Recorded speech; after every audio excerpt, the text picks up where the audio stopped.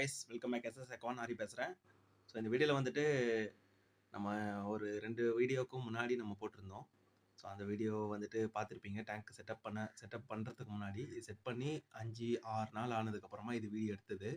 So எவ்வளோ clarity வரும்னு நான் நினச்சி கூட பார்க்கல. எவ்வளோத்துக்கு காரணம் சம்ப் ஃபில்ட்ரேஷன் தான் முக்கியம். ஸோ சம்ப் ஃபில்ட்ரேஷன் நல்லா இருந்ததுன்னா டேங்க் நல்லா கிளியராக இருக்கும். அவங்க சொன்னது முக்கியமானது டேங்க்கு க்ளீனாக இல்லை அப்படின்ற மாதிரி சொல்லியிருந்தாங்க. ஸோ அதுக்காக தான் வந்துட்டு நல்ல சம்ப் ஃபில்ட்ரேஷன் போட்டிருந்தோம். ஸோ இதில் இருக்க வுட்டு பார்த்தீங்கன்னா, நம்ம ஊரில் இருக்கக்கூடிய மரம் இருக்கு இல்லைங்களா, அதாவது முள்ளு மரம் அப்படின்வாங்க, சில பேர் வேலிக்காத்தான்வாங்க, ஒவ்வொருத்தரும் ஒவ்வொரு மாதிரி சொல்லுவாங்க. அந்த வேர் தான் இது. அது என்ன ஆச்சுன்னா, இந்த வுட்டு வந்துட்டு கிட்டத்தட்ட ஒரு 8 வருஷமா அவங்க வீட்டில் இருக்கான். அது இல்லாமல் நல்லா மழை வர நல்லா வந்திருந்தது இல்லைங்களா, ஸோ அதில் நல்ல ட்ரீட் ஆயிருந்தது. நான் பேரலில் போட்டு நான் ஊற வச்சிருந்தேன் ட்ரம்மில்.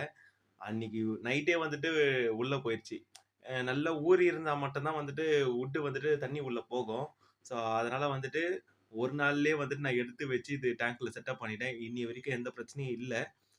ஸோ இதில யூஸ் பண்ணியிருக்க பிளான்ட்லாம் பார்த்தீங்கன்னா, பேசிக் பிளான்ட் தான் எல்லாமே. அனுபியஸ், ஜாவா மாஸ், அப்புறம் ஜாவா ஃபர்ன், அப்புறம் அமேசான் ஸ்வாடு, இந்த மாதிரி பேசிக்கான பிளான்ட் தான் வச்சிருக்கோம். ஸோ சாயில்ல வந்துட்டு வளர்ற பிளான்ட் கிடையாது எதுவுமே. ஸோ சாண்டு, ராக் இந்த மாரி இடத்துல வச்சு வளரக்கூடிய பிளான்ட் தான் இது எல்லாமே. இந்த வீடியோ அவ்வளோதான். ஸோ வீடியோ பிடிச்சிருந்தா லைக் பண்ணுங்க. மறக்காம சப்ஸ்கிரைப் பண்ணுங்க. உங்களுக்கு ஏதாவது டவுட்னா கமெண்ட் பண்ணுங்க. கண்டிப்பா நான் ரீப்ளை பண்றேன். Okay friends, by.